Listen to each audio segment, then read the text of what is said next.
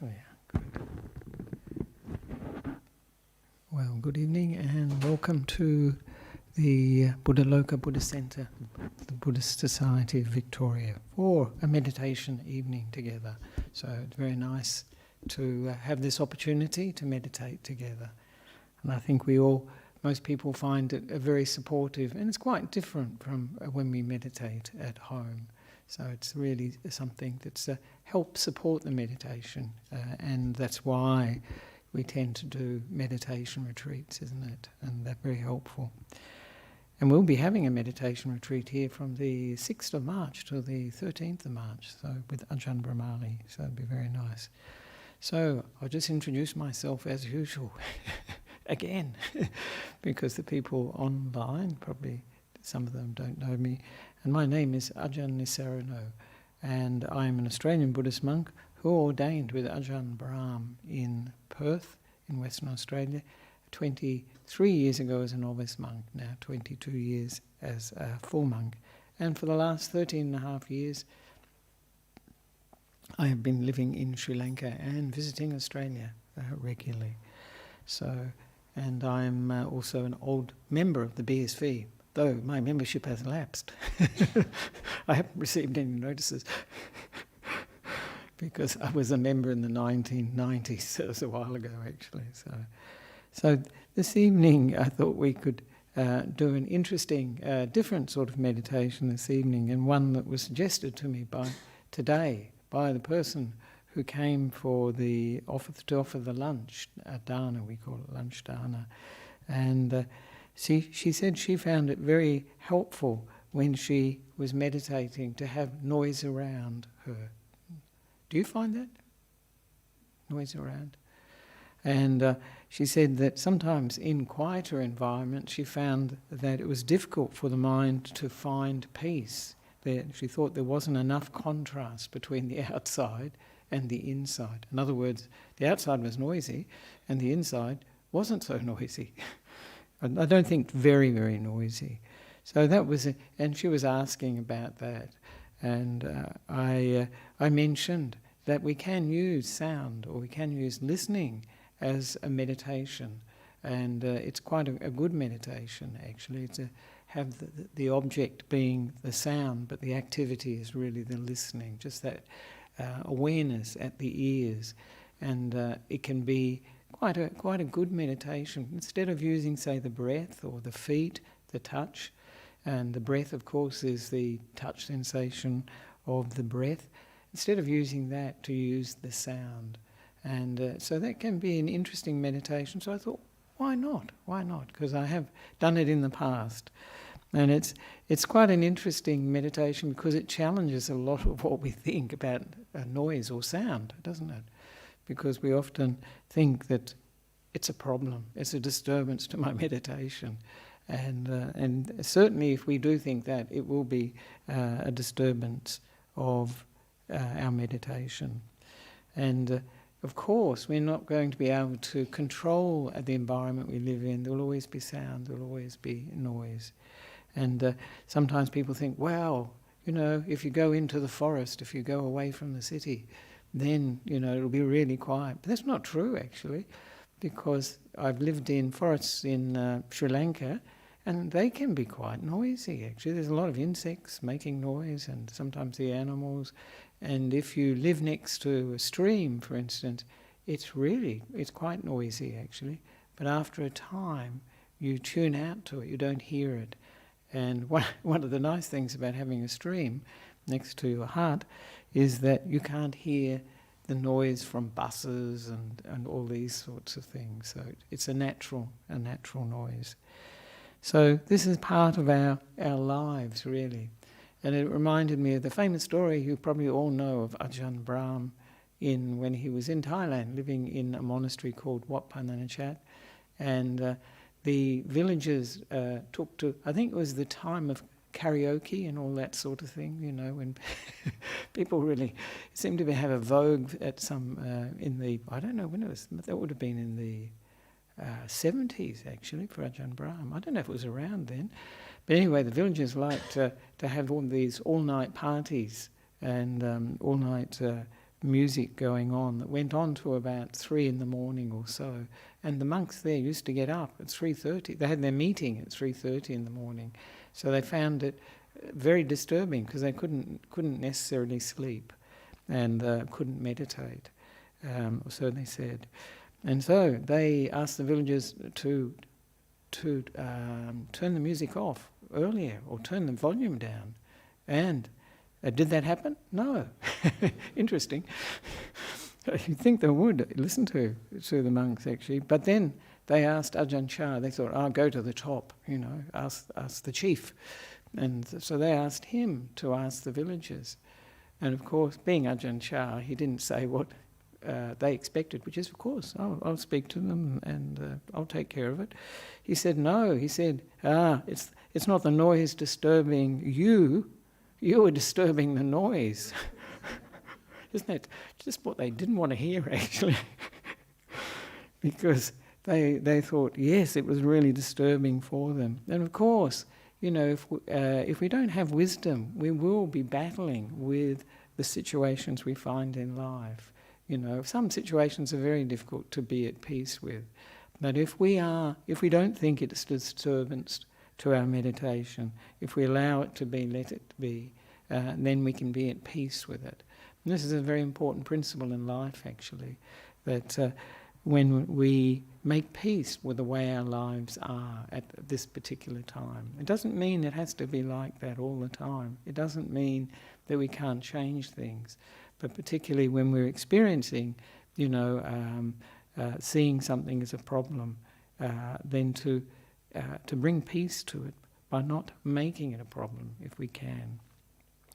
So this is, one of the things I remember when I was in Townsville, somebody was saying that they had 2 young children. One was a baby and one was about 2, and they said, "How can we find peace in this fairly chaotic situation?" And I said, the only way you can find peace with this situation is to give yourself really to that situation, not making peace with just the children being the way they are, and not trying to find this ideal peace, because really that will always cause this tension for them. And this meditation actually was I learnt from Ajahn Jagaro. Some of you know Ajahn Jagaro. He very instrumental in helping set this centre up, actually, in the 1990s, 1993, somewhere around there. And he used to teach this at meditation retreats, and that's where I learnt it as a lay person. But it also reminded me of a very interesting story Ajahn Brahm tells, actually, too, that he and Ajahn Jagaro were interested when they first introduced these sensory deprivation tanks. You've heard of them? Sensory deprivation tanks. These are tanks that are filled with, not filled completely, about half full with salty water, I think, and it's warm, so it's body temperature. And then when you close the lid, it's completely soundproof. So for Ajahn Brahm, he thought, ideal, and Ajahn Jagaro probably thought, great, really good. And so they introduced this to Perth in Western Australia, and they invited Ajahn Jagaro and Ajahn Brahm to go and test it out. And Ajahn Jagaro, he went to try it out, and he had a session, and then he came back to the monastery, and Ajahn Brahm was waiting with, you say, bated breath. How was it? And he said, when he got into the tank, and he said, it was so noisy. He said he never realised how noisy our bodies are. You've got the breathing, that's one thing, but then when you're lying in this water, this warm water, you can hear the beating of the heart. And it sounded a bit like a factory, actually. I think it was sort of pretty noisy. You thought, God, incredible. But Ajahn Brahm was still interested to try out the tank. But before he had the opportunity, when it was his turn, an advertisement appeared in the paper about these sensory deprivation tanks, advertising them for people in Perth to come and try them. And it said, as tried by, or as used by Buddhist monks. And so they decided, no, we better not. Ajahn Brahm didn't get the opportunity because they thought that was endorsing a product, so he didn't go. And maybe he would have found, like Ajahn Jagro found, that it was very noisy. Interesting. So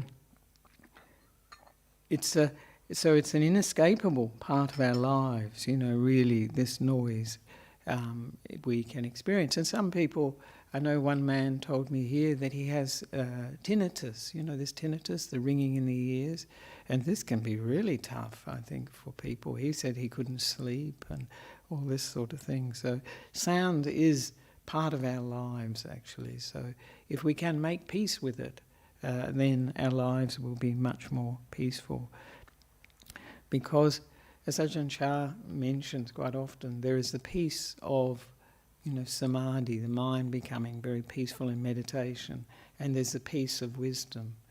And that peace of wisdom is very important if we can make peace with our lives, as they are. As I say, it doesn't mean we can't change things, but to be able to be at peace with them when they're like what they are like at this moment is very valuable, very important. So just going to mention too that in meditation the object is not that important. One of my teachers, Sayadaw U Tejani, he'd always make that point. The object is not that important. It's there to provide a focus for mindfulness to develop. So this is something, so we can use many things for meditation objects. And sometimes when you read the stories at the time of the Buddha, you realize how incredibly skillful he was with teaching different meditation subjects. And there was one monk who used, for his meditation object, rubbing a cloth. This is Chula Pantika, Venerable Chula Pantika, he was rubbing a cloth. And from that he developed this samadhi, and he also realized how dirty the cloth got after some time. And he had this breakthrough to insight, that everything that's of the nature to arise is of the nature to cease. He saw this dirty cloth and he became an arahant. And so that's pretty amazing. So maybe you can try a cloth. So the Buddha was very skillful in seeing what was useful for different meditators. So the breath obviously is a very easy, is not easy actually, it's very subtle, but it's a very universal phenomena that we have, that we experience. We're breathing until we die. So something that is prominent that our attention can go to is just the main purpose of it. And of course sound, is part of our experience. Even here and now we're hearing cars, you're hearing my voice, probably other sounds as well. And it's part of the present moment. And this is how when we do present moment awareness, that's one of the things that we can be aware of.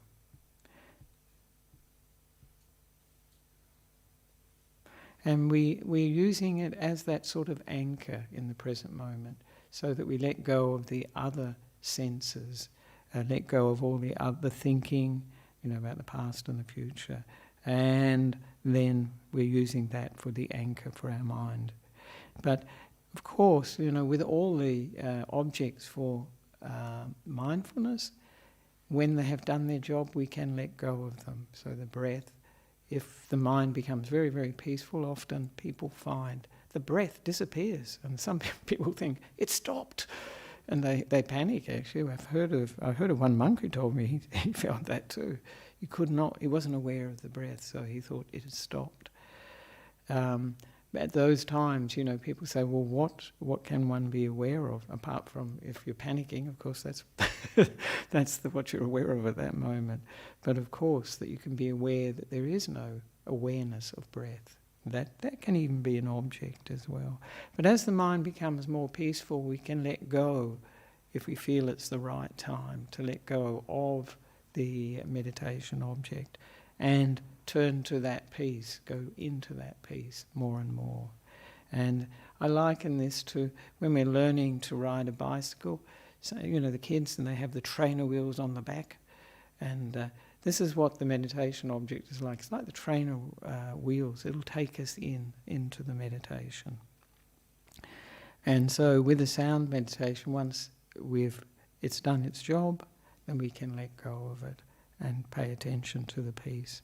And I always mention what Ajahn Kema would say, which is a method is just a method by any name, and the right method is the one that works for you. So this is the point. It's got to be something that works for us. So how do we do this? It's pretty simple, really. It's what we do most weeks, actually. But we let go of the past and the future and just be present with what is. So we come into the present moment and just experience whatever is prominent for us, to our awareness, whatever that may be. And then when we've been present for some time, then we can turn to the sound and allow it to become the focus. It's really to the listening.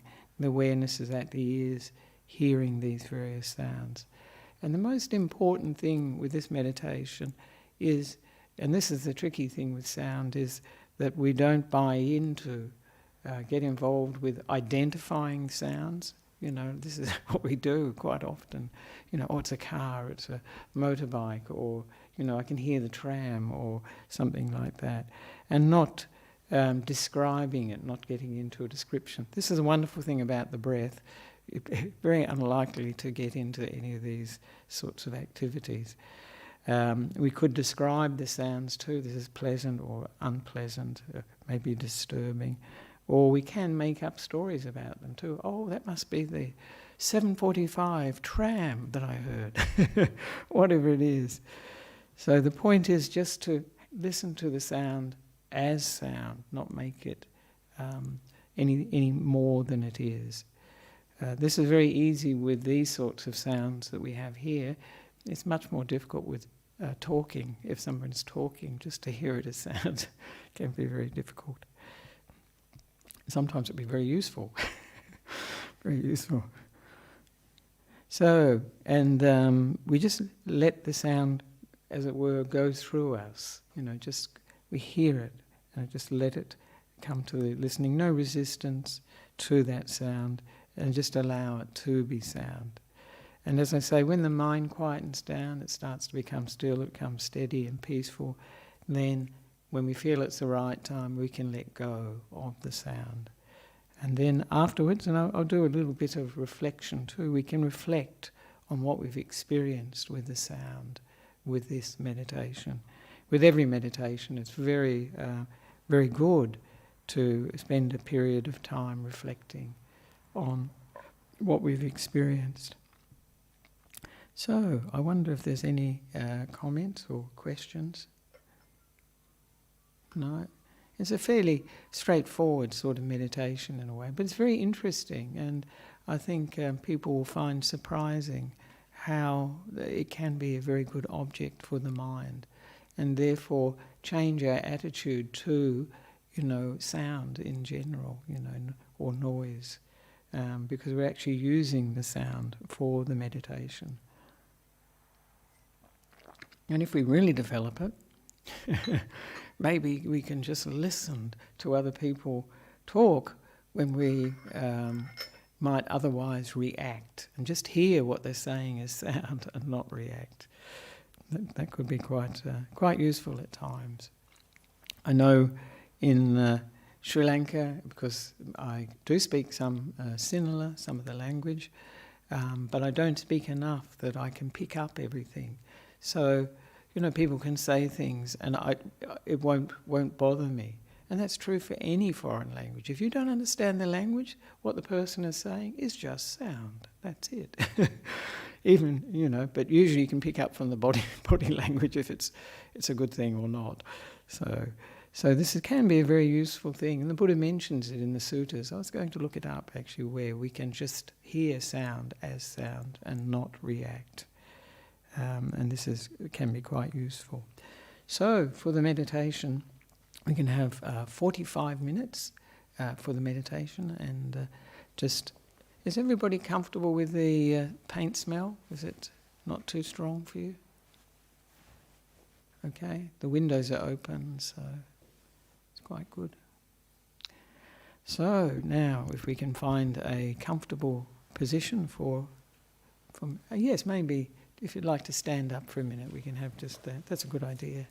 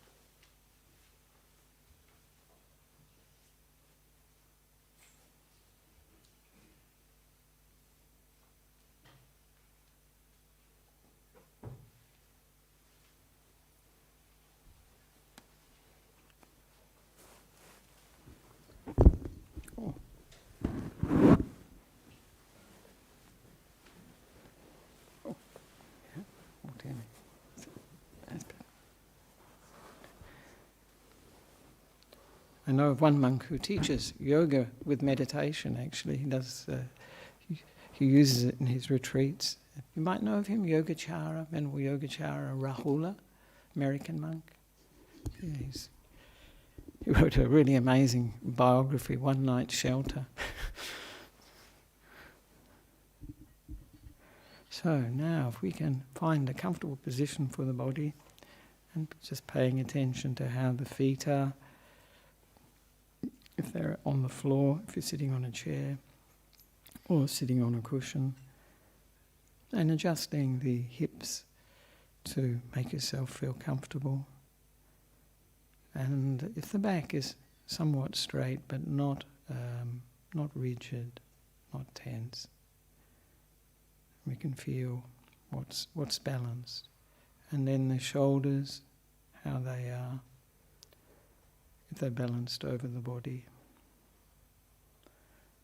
And the arms, if they're hanging comfortably or resting comfortably, either with the hands on the lap or on the knees, whatever one finds comfortable and balanced.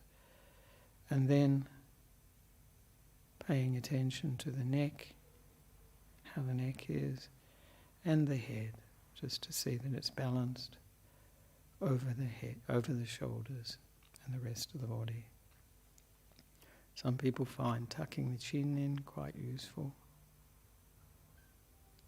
Just feeling what is the most comfortable position for the meditation.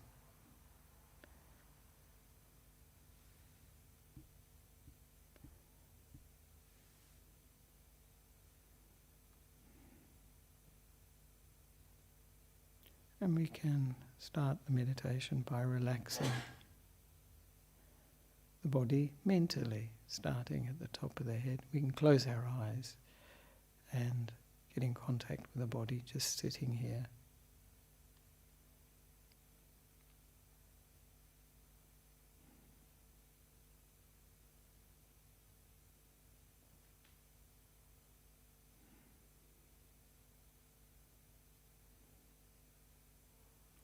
And now we can relax the body mentally, starting at the top of the head, being aware of the top of the head, the sides of the head, and the back of the head, and relaxing them, soothing them, giving this mental massage to the top of the head, sides and back.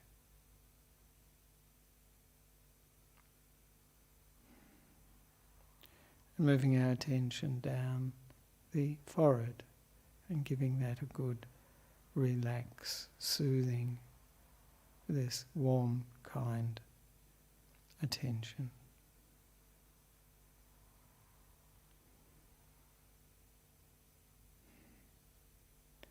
And then moving down to the eyes, all around the eyes, soothing, relaxing.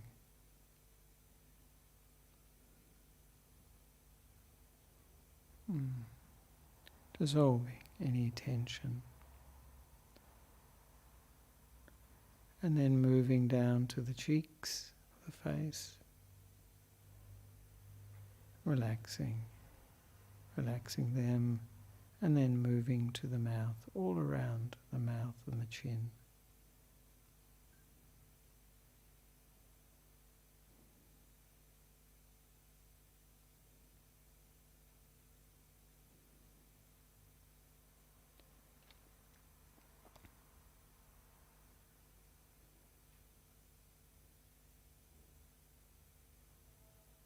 Relaxing the whole of the face and the top of the head, back of the head and sides of the head.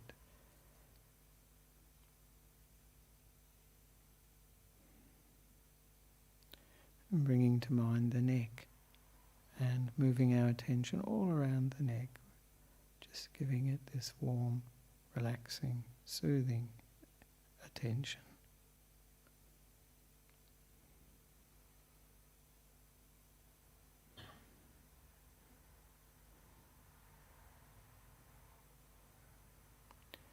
And then bringing to mind the right shoulder, starting at the neck and moving our attention along the right shoulder, soothing any tensions, any hardness, any painful areas with this warm, relaxing attention.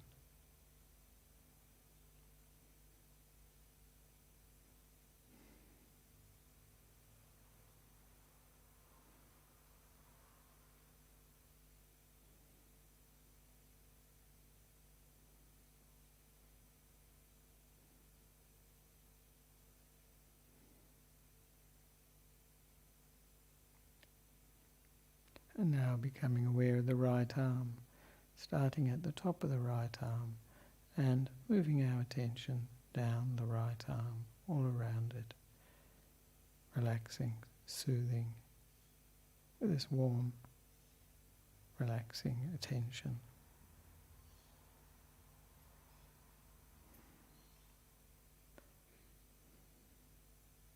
Down to the elbow,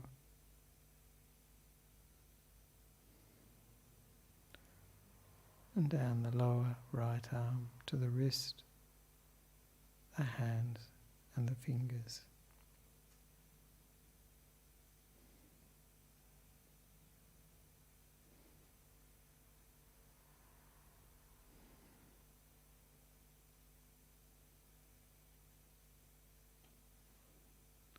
Relaxing the whole of the right arm and the right shoulder.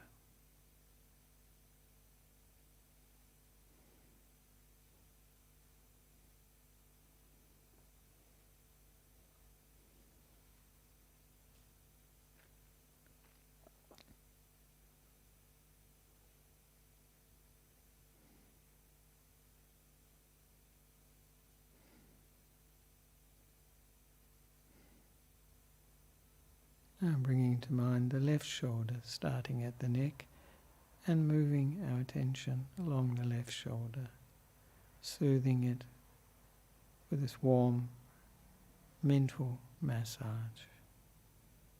Any areas that are tight, painful, tense.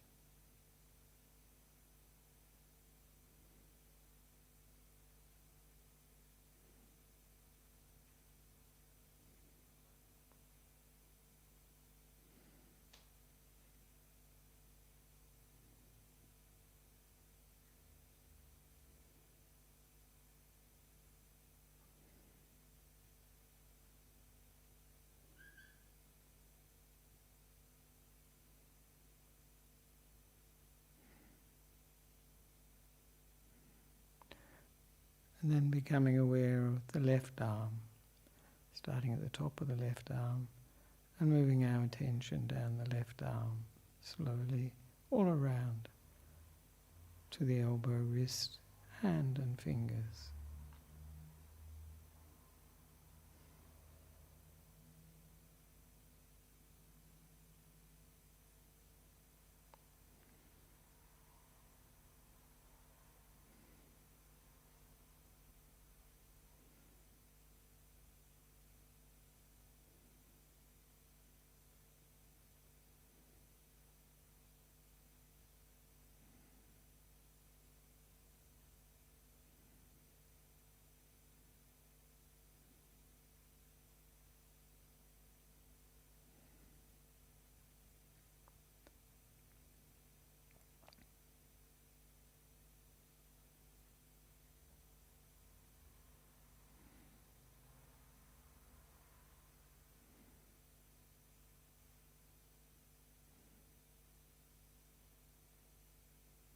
So relaxing the whole of the left arm and the left shoulder.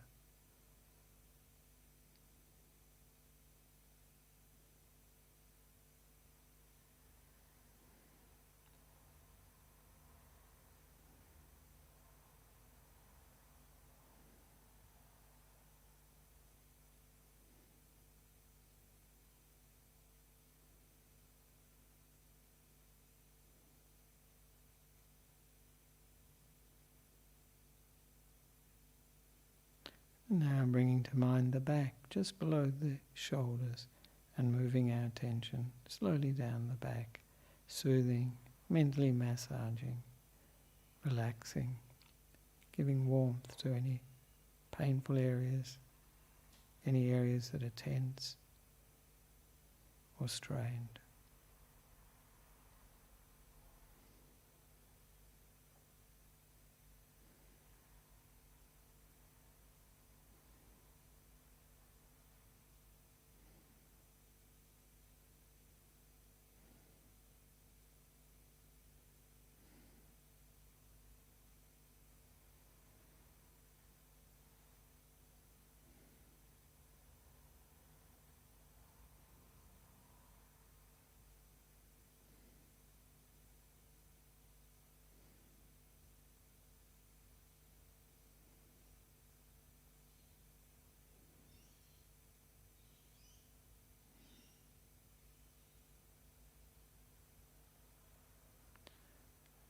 Relaxing the whole of the back, soothing it, making it comfortable as it can be.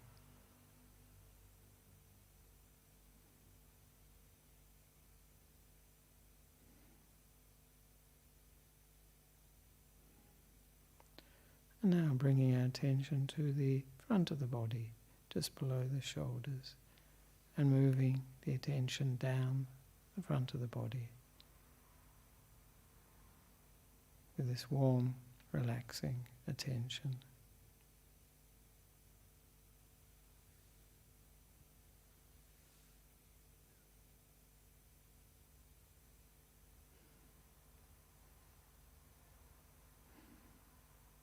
Down the chest, and then to the diaphragm area, just near the lungs. Relaxing, soothing. Then down to the stomach area.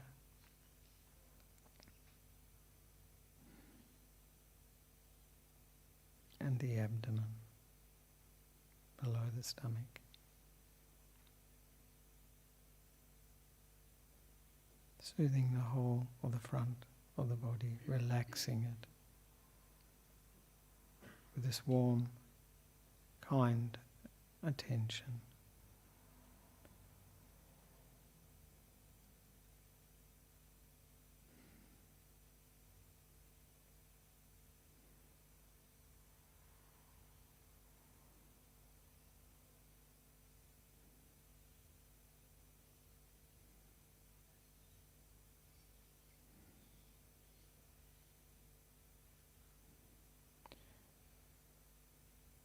Now bringing to mind the right leg, starting at the top of the right leg, and moving the attention down the right leg, all around the right leg, starting at the top and moving down to the knee, ankle, to the foot and toes, slowly giving it a mental massage, giving it time, giving it kindness.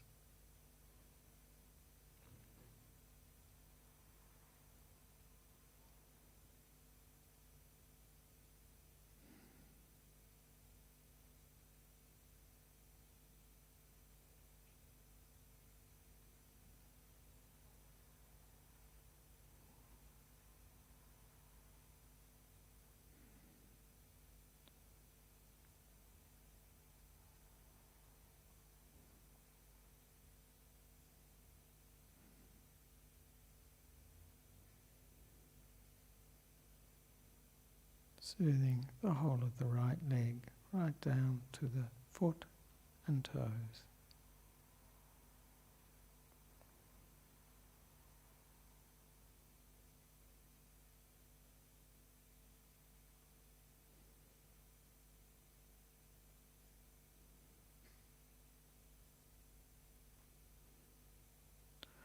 And we can bring to mind left leg, starting at the top of the left leg. And again, we can slowly move our attention down the left leg, all around, and include the knee, down the lower leg to the ankle, to the foot and the toes, with this mental massage, relaxing and soothing as we go.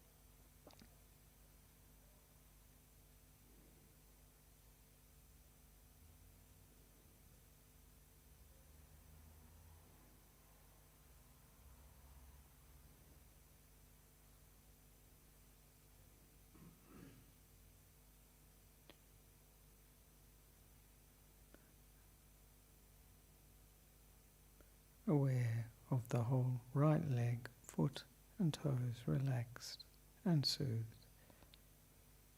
And now we can put it all back together again and just be with the whole body sitting here in the present moment. And leave the past and the future outside. As Ajahn Brahm has said evidently, the past is history and the future is a mystery. And so there's nothing we need to do now, just to be here in the present moment. Just happy to be here in the present moment. Nothing we need to do for now.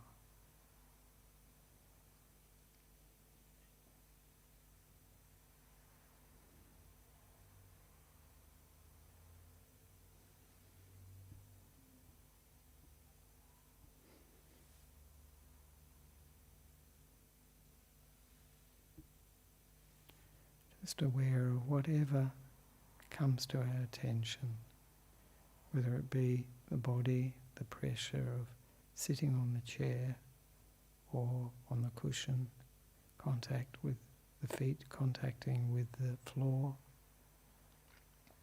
the temperature, sound of my voice, whatever it is, maybe even the breath coming and going. One thing after another, just here in the present moment.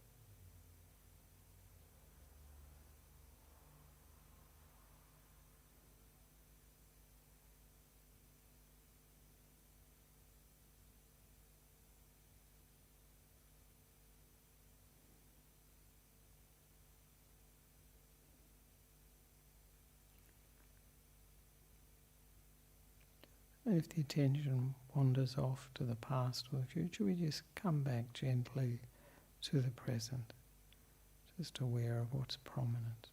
The lips touching, saliva in the mouth, the smell of the paint, whatever it is.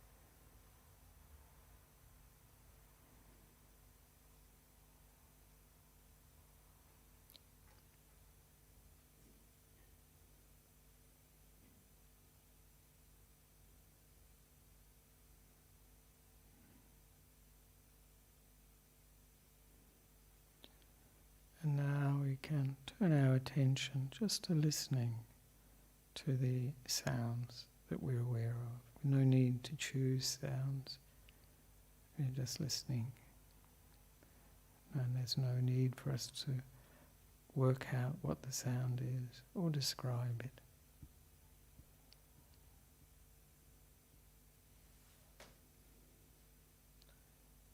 We're just aware of it, not getting involved, not creating any stories, not trying to get rid of it.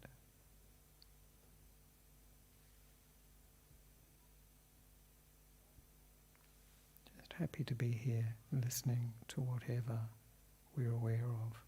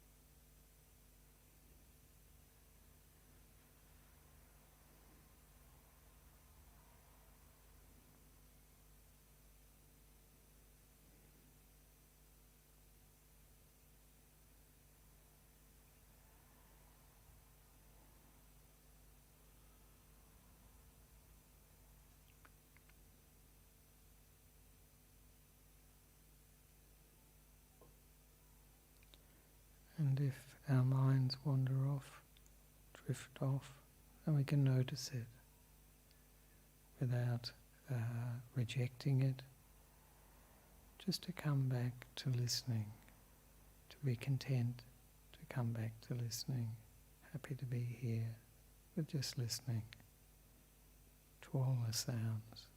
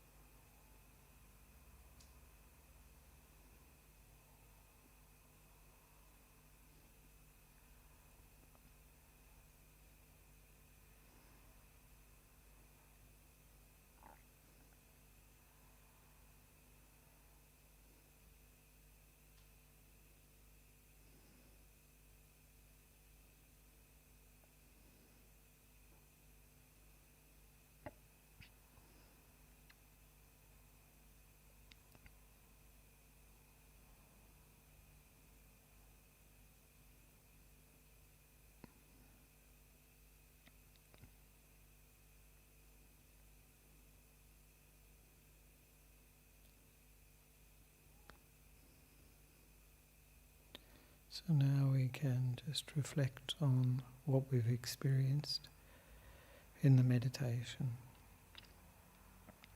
How do we feel now? Do I feel any difference from before I started the meditation to now?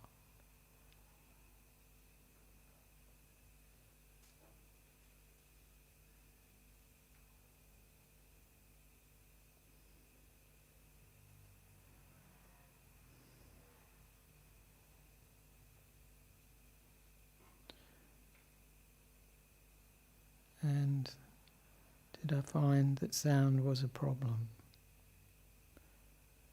Does it disturb my mind or my meditation?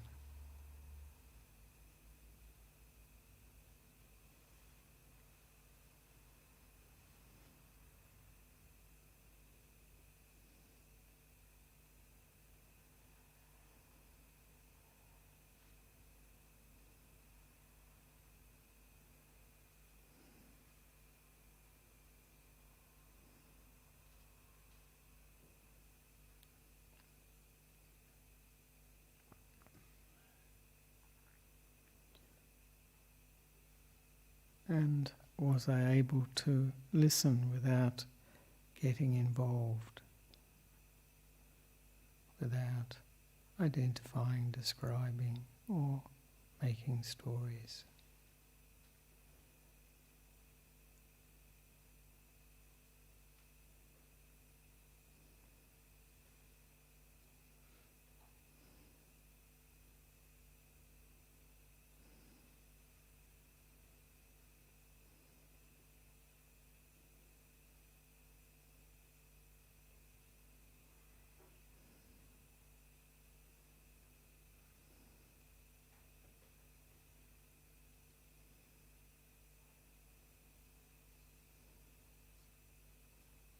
Just reflecting, what is it within our minds that gets involved with things, gets involved with the sound?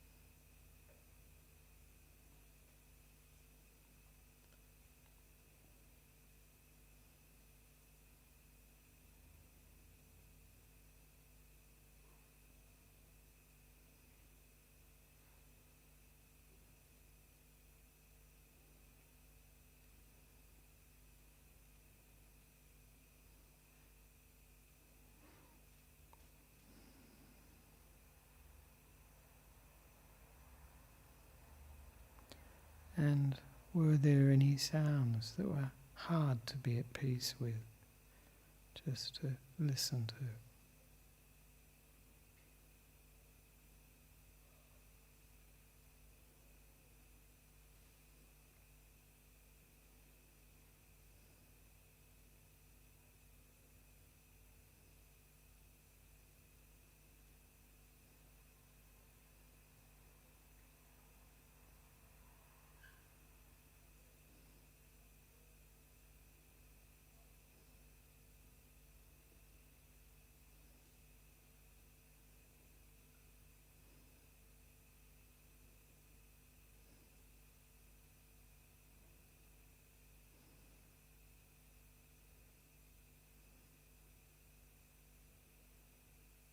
And do I feel more equanimous or balanced when I listen to sound? Can I accept it just as sound?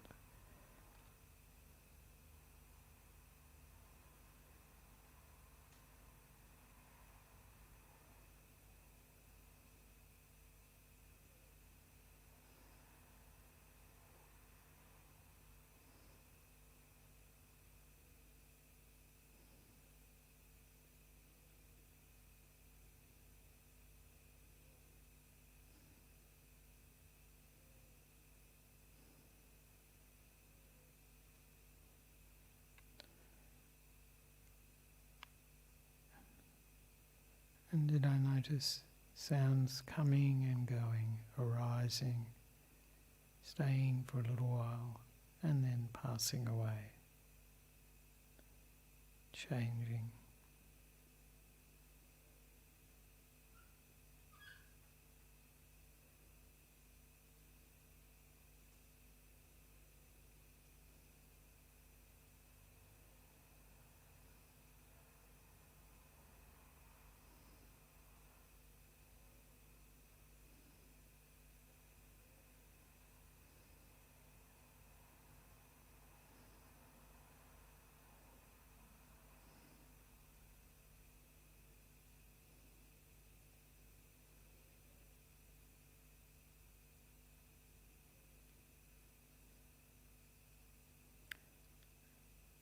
And lastly, who is doing the listening?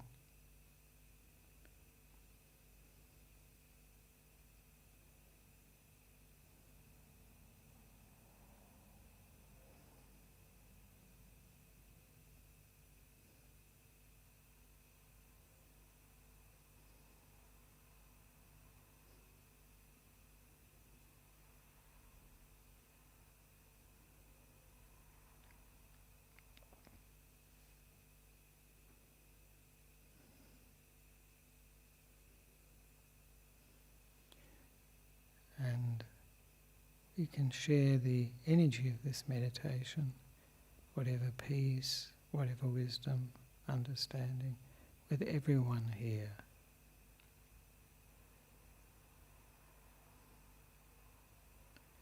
Wishing that they can come to peace, to acceptance with the difficult things in their lives.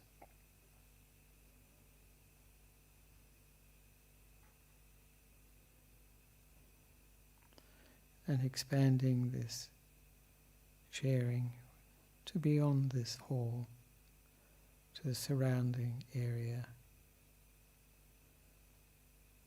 to the whole of Melbourne.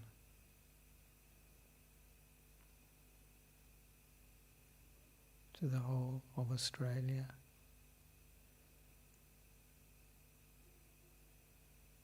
And to the whole world.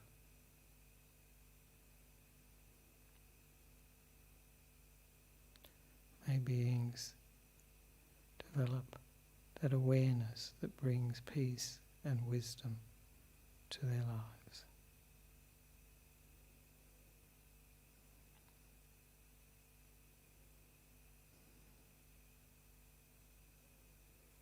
And we can finish with just the aspiration to remember just to listen more, to use that quality, that mindfulness, more often as an anchor for our mindfulness in daily life, wherever we find ourselves.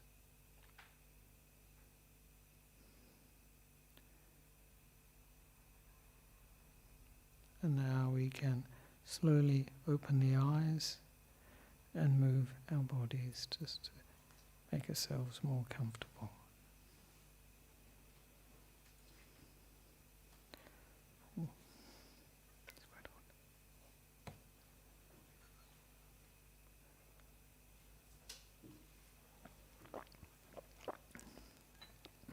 Oh, that's good.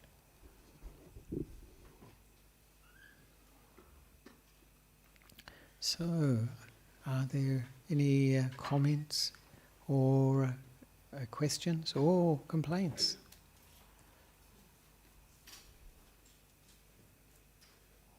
Oh yes. When you were guiding Yes. earlier.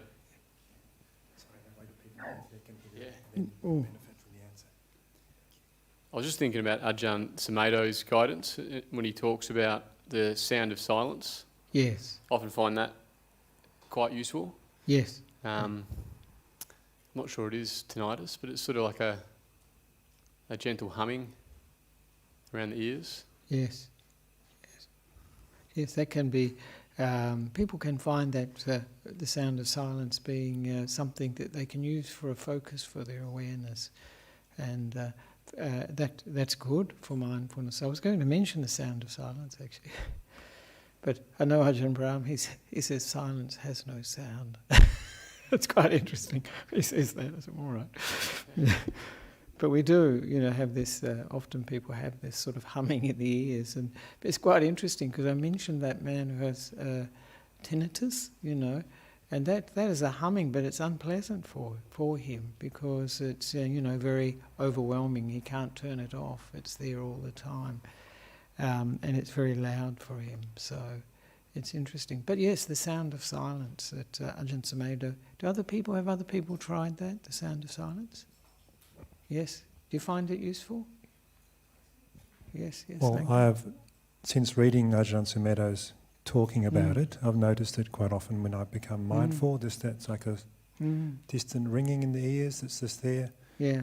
If I'm quite still and present. Yeah, no, that's And I good. often use that as a meditation object. Yeah. And is that in outside of meditation too, or just in daily life as well? In daily life as well, sometimes if I'm just sort of quite mindful, I become aware of it.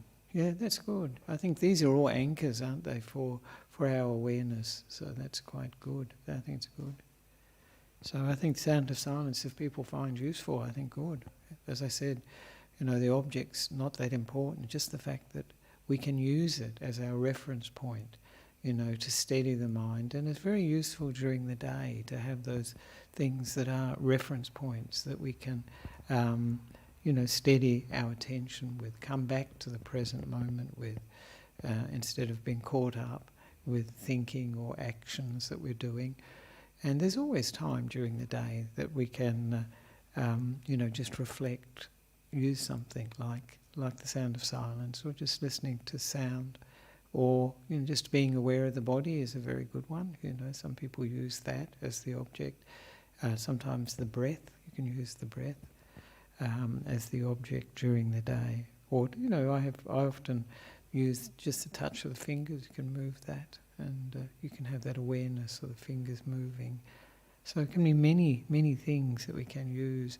And it really does depend on what works for us. For some people, sound might not be their thing. And certainly one thing that's very, very noticeable with the breath, it's very soothing and very calming to the mind. And I noticed too with the sound here, because it reminded me of when I first learnt this technique was on retreat. So very natural sounds, of frogs, and we do have some insects. You hear the insects during the meditation. It's quite interesting. You're aware of a lot of sound when you do this meditation. But I noticed the difference, in when I listen to natural sounds as compared with, cars and other sounds like that. There is a difference, because the mind has an association with those natural sounds, which is quite calming. So were people able to be at peace with the sound? Not to... If you weren't, you would be out of here, I think. I think this is too much. So, but if we aren't at peace with it, it's good to, to see what's making the problem. And of course we see, yes, Dilki.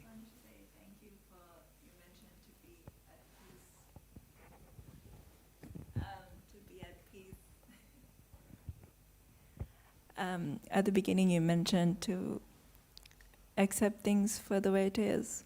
And today I had a day where I felt almost the whole day I was waiting for somebody to give me some information, which didn't come. Right. So actually when I sat down, that was still playing in my mind, and when you said to let it be and just be at peace with the way it is, that really helped me centered and calm my mind very quickly. Even though I've heard you say those same words before, just today.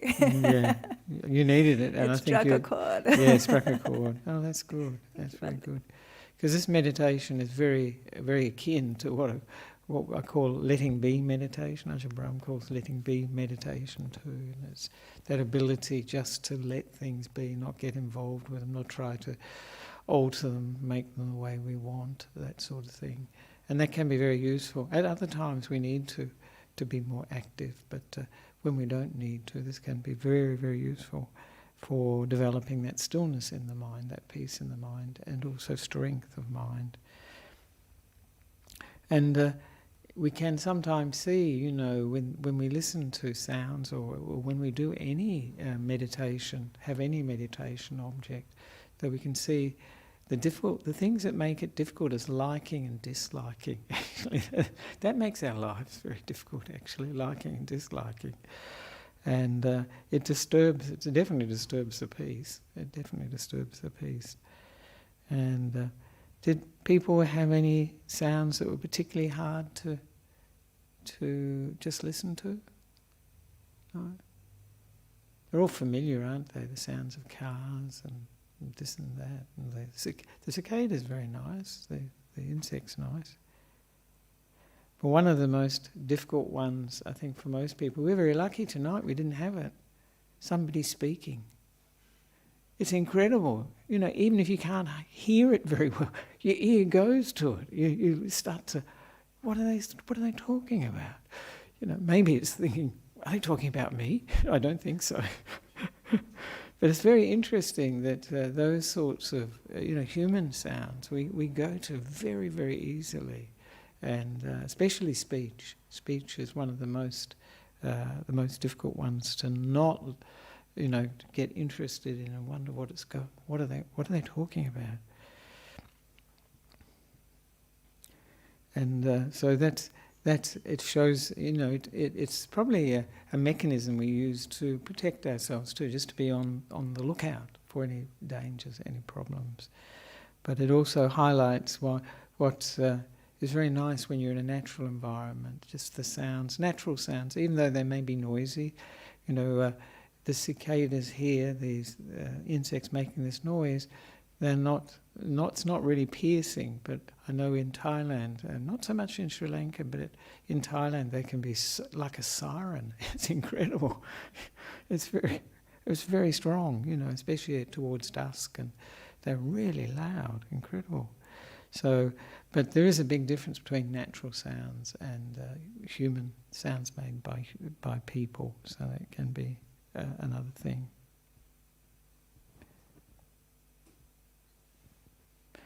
And it would be very interesting to see if we can develop more of this ability just to listen, and let it be sound, let sound be sound, and not get involved with any stories about it, not get involved with the content. That's always the important thing.